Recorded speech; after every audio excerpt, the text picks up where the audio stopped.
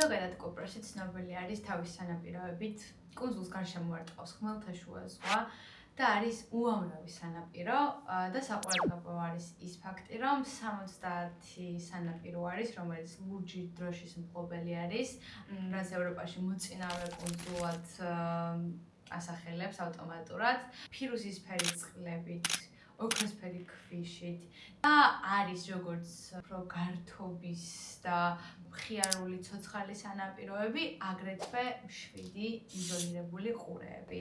ზოგადად Blue Flag ენიჭება სანაპიროებს, რომელიც აკმაყოფილებს გარკვეულ კრიტერიუმებს, გარემოს დაცვის და უსაფრთხოების მაღალი სტანდარტები უნდა გქონდეს სანაპიროს და როგორც უკვე აღნიშნეს, 70-მდე სანაპირო არის ესეთი კუპროში და შესაბამისად ძალიან დიდი არჩევანია, შეიძლება რომ გაიგნეთ მართლა და ვერ არჩიოთ რომელი ჯერდეს რომ ნახოთ.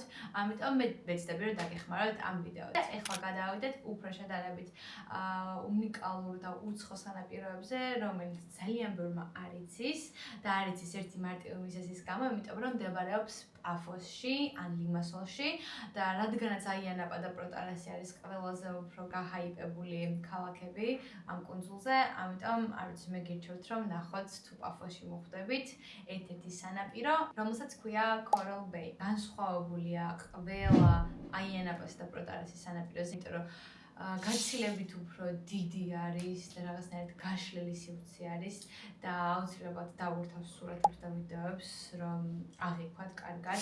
შემდეგი სანაპირო არის ლარა სანაპირო, ასევე პაფოსში და თუ გიყვართ ბუნება, ამ შემთხვევაში იდეალური სანაპირო არის, იმიტომ რომ ძალიან ლამაზი პეიზაჟები არის და შერწყმა სანაპიროს ბუნებასთან არის იდეალური.